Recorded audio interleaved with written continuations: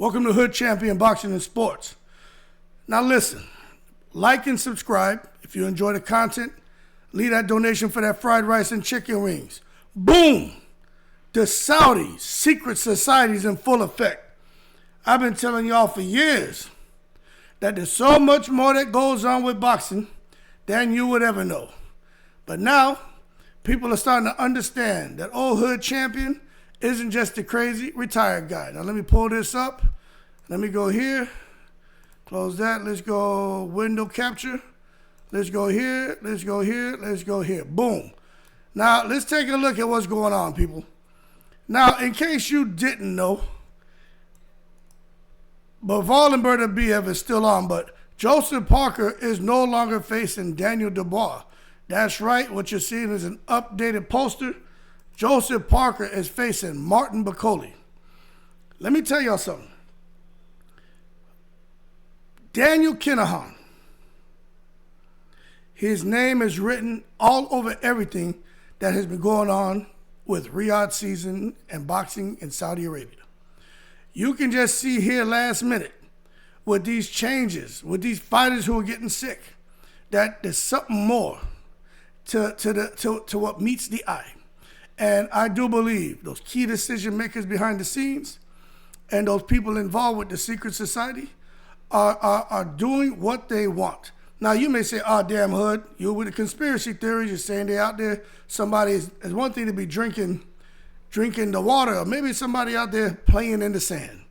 But what I will tell you is, how is it a coincidence, right, that Hamza Shiraz gets into Saudi, Carlos Adames and his whole team can't get into Saudi on the day they want to travel?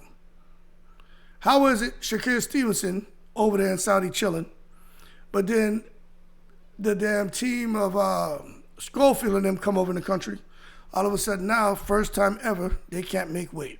They're dehydrated, they're struggling or whatever. Then all of a sudden, Daniel Dubois gets sick. And now Martin Bakole fills in for Daniel Dubois. I'm just not buying that. If it was just Carlos Adames and his team who had some issues with getting into the country, I would leave it as that. You know, things happen. I know firsthand, trying to travel from the United States to, in particular, Trinidad and Tobago, where my family's from, right? And one of my brothers didn't have his passport. The fool was trying to travel on his military ID. And the people in the airport shut that down. He couldn't go. But fortunately, we had a connection. Our aunt, she was actually one of the people in the country with her position that had the power to let people in Trinidad or allow them to leave Trinidad. So, of course, us being her nephews, I called my uncle, he called her, a fax was sent. Within 10 minutes, we were all boarding the plane. So I know how that shit can work, but if you don't have your papers straight, I know how things can work. But that being said, the Schofield situation, maybe he was dehydrated trying to make the weight. Maybe he never acclimated to the country, okay? So maybe you have a two off, Schofield and Adames. Then you got Daniel Dubois. Out of everyone fighting on that card, you can't make me believe that Daniel Dubois, virus or whatever it is that they said this man had, right? You can't make me believe that Daniel Dubois would somehow end up pulling out of a fight. But you got to stop and ask the question, what's really going on? Now, for those of you who are saying, oh, Hood Champion, you're all wrong, it's all legit. Adames' people tried to leave a day early. Schofield was dehydrated. Dubois went out there, man, or maybe something from Brazil, followed his ass out to Saudi. He got a virus, he's sick. These things happen. But how about this? How about Turkey al Sheikh? We know when Turkey's in the house, every day is Thanksgiving. But how about maybe he says, you know what? These are the fights I really want to see. And these are the people who I really want to build up. And then he goes and he ensures the fights he wants to see gets made. Now, look, that's a stretch. And I agree, it's a stretch. But at the same time, it's worth having a conversation. This right here, people, supposed to be the greatest fight card ever in the history of boxing. Bakole and Dubois is still on. Thank God. I do think Bakole and Parker, I don't think that's a better fight.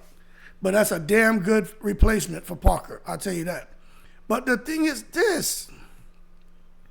My understanding is Bakole has a relationship with Kinahan. Hey, I don't know if it's true or not. But you do know whoever wins this fight, between Bakole and Parker, is supposed to go on to fight Usyk. Now, what makes this all a little bit interesting is Dubois still has the IBF strap, is my understanding. So I don't know if the winner of Parker Bakole now fights Dubois, or if Dubois now comes back to fight Usyk. I don't know how it's going to work.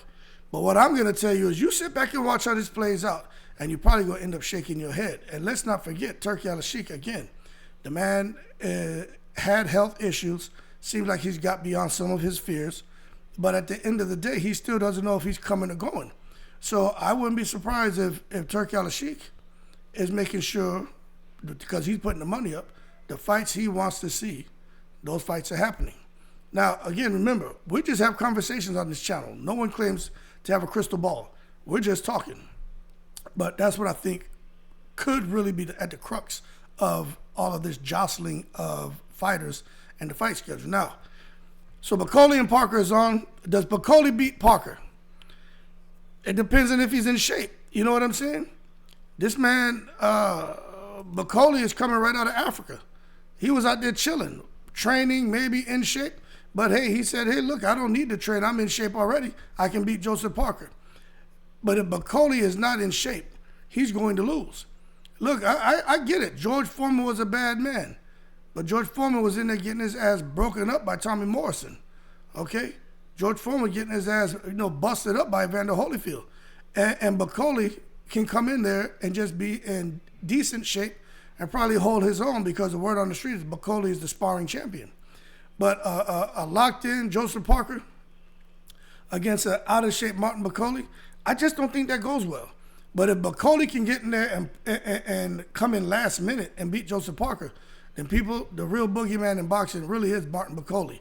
Not Bertabiev, not Murtazaliev, or nobody else. The real, and not David Benavidez, not the real monster and boogeyman is damn Martin Bakole. So you get behind that, you got Shakur Stevenson and Josh Padley. I like Shakur Stevenson. All I know about Josh Padley is he was an electrician, waking up at 6 in the morning, going to work, then training, and he just happened to be close enough to make it 135 to where he got the call, said he could do it, got his nutritionist locked in, and now they're working on him cutting the weight down so he can be ready to go against Shakur Stevenson this weekend. Now, who wins that fight? I got to say Shakur Stevenson. I don't even see why we're having a conversation about it. But I do feel Shakur Stevenson, he's kind of traveling into the unknown. He doesn't know what he's getting with Josh Padley. But the thing is, Padley doesn't have that many knockouts. He's a pretty good fighter, but he ain't Shakur Stevenson. And hey, he got a house, a car, and I think he got some life-changing money. So Josh Padley, it's a win-win for him. I don't think he has to work again, is my understanding. Then you got Adames and Shiraz. Look, I just think Adames and Shiraz, at first I'll say Shiraz by round 4 knocks out Adames. I still think he gets him, but then you find out Carlos Adames was training with Diego Pacheco and David Benavidez. Let me tell you this. That matters, people. The fact that Adames was training with those two killers and those guys were bringing it, maybe. Oh, Adames gets in there, man, and has a trick up that Dominican sleeve and puts the bing-bings on Hamza Shiraz. But I just have a feeling Hamza Shiraz is coming in 15 consecutive knockouts, and he's going to continue where he left off and going to knock out Carlos Adames. But Adames, them first 4 or 5 rounds is gonna be a problem if Hamza Shiraz is not fully locked in. Then Virgil Ortiz and Israel Madrimov. Let me tell you, that's the fight of the night right there. That's the fight of the night. Now, we know Hamza Shiraz is going to bring it with Adames. Adames is going to bring it. But that Virgil Ortiz and Madrimov, that's the fight of the night. And I'm going to tell you this. If Virgil Ortiz beats Madrimov, Virgil Ortiz deserves more respect than any other fighter in boxing today. It's almost like a Vinny Pazienza story. It's almost like an Earl Spence story. That man was on the verge of dying twice. For those of you who really didn't understand or don't understand what was happening with Virgil Ortiz and rhabdomyolysis. So when I come out here and say I didn't think Virgil beat Bohachuk, it's because I said I didn't think he'd beat him just because of everything his body's gone through with that rhabdomyolysis. So he got into with Bohachuk. I think Bohachuk beat him. But Virgil Ortiz, who had never experienced 2 episodes of rhabdomyolysis, I don't think the fight would have gone the direction it went. Even though he got the win, I think it would have been a more decisive win, or he would have knocked him out.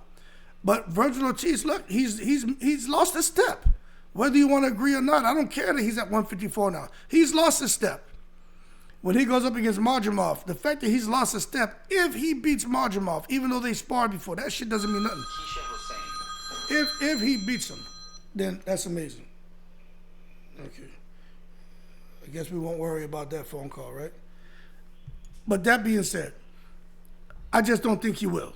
Okay? But if he does, then you gotta put some respect on his name. You gotta put some respect on his name. Man, I just got a phone call. Let me see. She'll call back.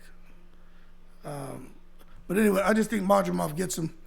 Marjamov too healthy, too big, too powerful, too unorthodox of a fighter for Virgil Ortiz to try to get beyond. But Virgil Ortiz does have Robert Garcia, and again, if you're dealing with a Robert Garcia fighter,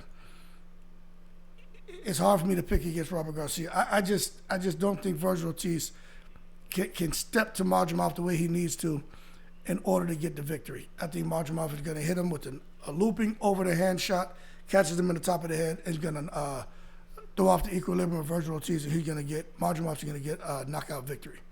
Then you got this one right here, Zhang and Caballero. I see more and more people are rooting for Zhang to get the victory.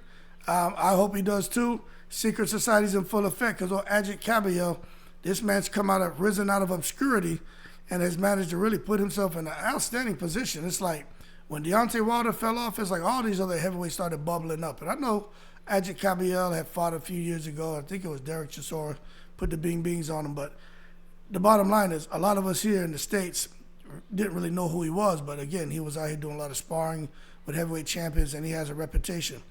I just think he's a dirty fighter, and I hope in the first 4 rounds, Li Zhang gets him out of it. Just watch. Caballero, there's a 50-pound difference in weight. Zhang, 280-something, Caballero, 230-something. I mean, does that matter? Yes. Will it matter? I don't know. We're going to find out. Caballero's not going to be able to bully Zhang like he did Frank Sanchez, and he's not going to be able to get in there and just tee off on Zhang's body like Makhmudov. Makhmudov is not Zhang. I'm hoping that Zhang gets him out of it within 4 rounds, but if not, Caballero could pull off the upset and win a decision victory because Caballero, he will let his hands go. He has great conditioning, and this is a hard one to call, but I'm going with Zhang. Boatsi against Caleb Smith. Look, man, I really don't care who wins that fight. I'll be honest with you, man. You know, Boatsi, Caleb Smith. Smith is beyond his prime. Boatsi is right there knocking at the door, looking for more big opportunities, but I just don't know who. I just don't know, and I really don't even care about that fight. But may the best man win. Craig Richards, Troy Jones. Again, I don't really know. I know who Craig Richards is. I don't know much about Troy Jones, so I'm not going to lie. But may the best man win. Zaid Al-Mayouf, Jonatas Rodrigo, may the best man ring. And Mohamed Alakil and Ingo Gomez, may the best man win. But I'm just telling you, when you look at all these guys getting sick and guys being offered houses and cars and $10 million, I think that's what Bakole got, $10 million, a house and a car, 2 houses and a car, something crazy. I mean, when you look at that, I mean, why? Why him? I know they can do it, but why? I know it's last minute, it's inconvenience, but I just think the secret society is in full effect, man. And I think there's going to be more drama, more craziness that unfolds as we get closer to the fight. Y'all just hold your horses and get ready to see some people take it to the stupid. And I think y'all are gonna be just totally, befuddled with some more of the shit you're gonna see between now and when all the fights conclude. Anyway, keep cool. Shout out to the veterans, all 7 continents. Martin Bakole's in. Dubois is out. Schofield is out. Padley's in. And Adamus was almost out too, and they almost even let his ass in the country. And who they would have put in there with Hamza Shiraz. Anyway, keep cool. I'm in the breeze.